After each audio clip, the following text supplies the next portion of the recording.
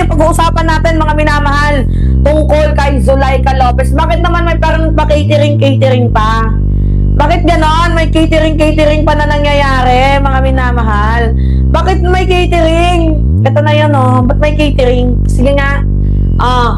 Sara Duterte comes wants to bring own equipment catered at the Senate room. Bakit? Hindi ba masarap yung pagkain? Tanong lang, hindi ba masarap yung pagkain? Hindi nyo ba nagustuhan? Kaya gusto ninyong magpa-cater? Yun ba yun? Hindi, gusto lang namin malaman. Yun ba yung reason? Hindi nyo nagustuhan yung pagkain, pangit yung pagkain, kaya gusto nyo magpa-catered? Yun ba yun? Nagtatanong lamang tayo. Hindi nyo nagustuhan yung pagkain or baka meron kayong dinadalang bomba dyan? Nagtatanong lang para pasabugin ng buong impeachment hearing trial na yan. Kasi diba sabi ni Sara, I am the designated survivor. Diba?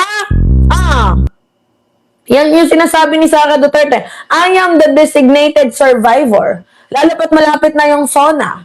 Tapos nagkakaroon na ng trial sa impeachment niya. Tandaan ninyo, magkaiba yung trabaho ng executive, legislative, at judiciary.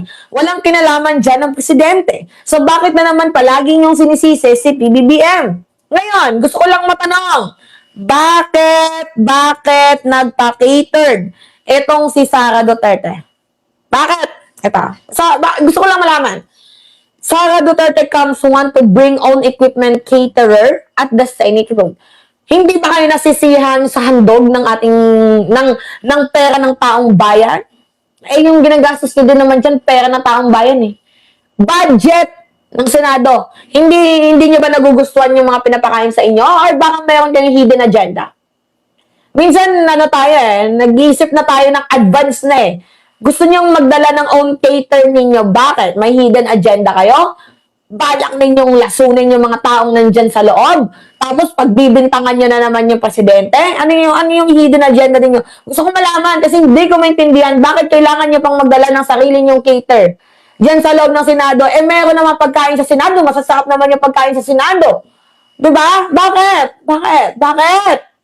Ba't kailangan nyo mag-bring ng sarili nyong cater? For what reason? Na kailangan nyong mag-bring ng cater? Ano yung kinalaman ng cater? Sige nga. Ano yung kinalaman? Nagugulat ako. This is what nag-request si Zulaika if they can bring their own catering and kitchen equipment such as refrigerator and coffee maker. This is not just the OVP staff. Kung magkakanang kamay, ganun ba? Gusto mong ipakita sa mukha ng sambay ng Pilipino na yes, little VP mo si Zulaika Lopez, best friend. Ganun ba yung tingin mo kay Zulaika Lopez? Iyak ng chick of staff mo. Sabunutan mo na parang, yun na nga Nang dahil kay Zulaika Lopez, talaglag ka Diba yun yung punto dito Nang dahil kay Zulaika Lopez sa pag-iiyak niya, yan ka nalaglag. Tapos ngayon naman, gusto mong, magjowa ba kayo? Ito ba yung kinakamay mo? Tatanong lang kami, Tatanong lang tayo, mga minamahal. Bring own cater? Bring own cater? Jowa niya daw. Posible. Hindi natin ma-deny yung facts na baka meron naman talaga silang ginagawang alam niyo na. Diba? We can't deny the facts na baka nga magjowa sila. Pero it doesn't matter kung meron kayong relationship or what. Bakit kailangan yung magdala ng cater? Ano yun? Special treatment? Walang VIP treatment dyan. Dapat lahat pantay-pantay. May pangalan. Anong pakalam namin sa pangalan ninyo? Wala kami pakalam sa pangalan pinangahawakan ninyo. Ang pakalam namin dito yung mamamayang Pilipino. Yun. Di ba mga minamahal? Lakas ng amats. VP Sara Love VIP Zulaika. Yan na ngayon nangyayari. Pati ba naman sa gitna ng impeachment trial, nabubuo pa din yung landian ninyo? Pati ba naman sa kalagitnaan ng impeachment trial, nabubuo pa din yung kalandian ninyong dalawa? Hindi na ba matigil-tigil yan? Hindi ba pwedeng kamutin lang muna? Gigigil ako, mga minamahal. Ano naman tong kafek-fekan ni Zulaika Lopez? Diba?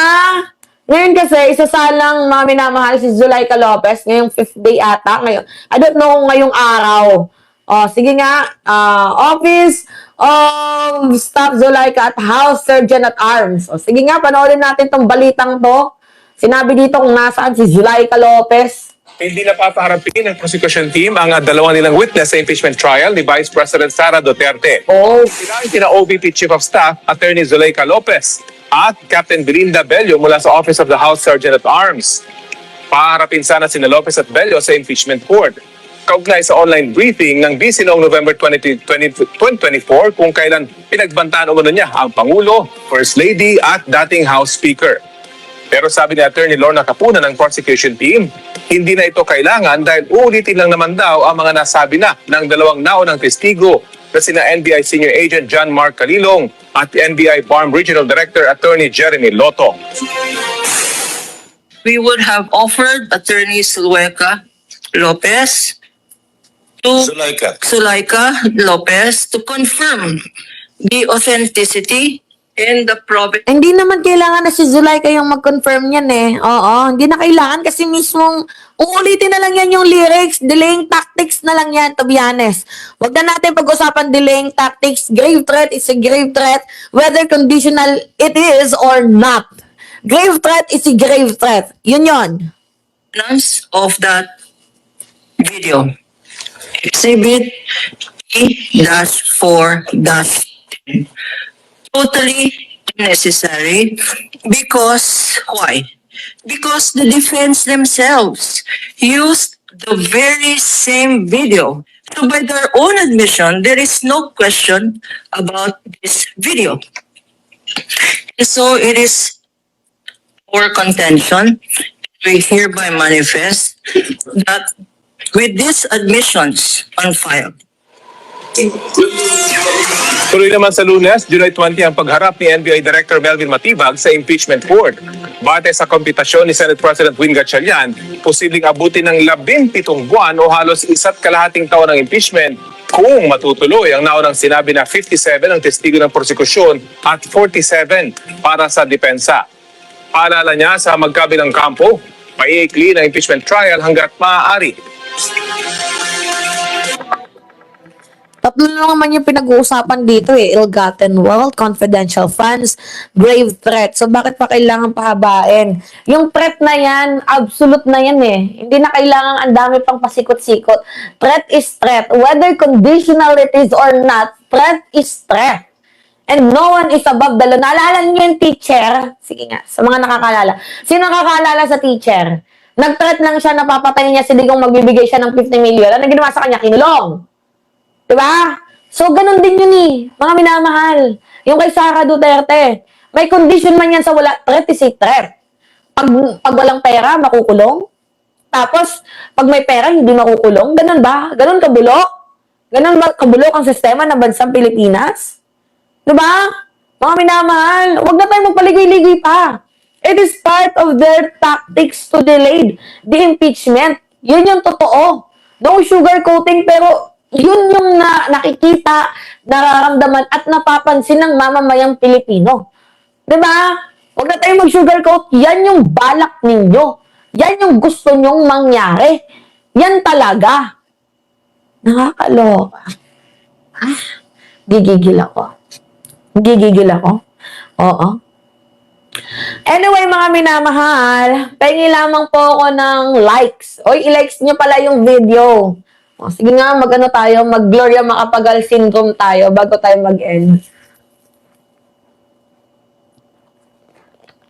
O, pahingi lamang po ako, mga minamahal ng likes. Yes, pahingi ako ng likes, mga minamahal. Comments and share. Yan. Diba, Gloria Macapagal syndrome tayo ngayon. Ang ganda ba ng ano natin? Maganda ba yung ano natin ngayon? Yung neck brace natin, yung aura natin. Ay, wag naman, knock on wood. Ayokong magganito. Siguro pag plunderer na si Mima, baka magganito na ako. Naka-neck brace tayo. Diba? Gloria Arroyo starter kit. So, pengi lamang po ako ng likes, mga minamahal. Mahalaga yung likes ninyo. Tapos i-comment nyo kung taga saan kayo.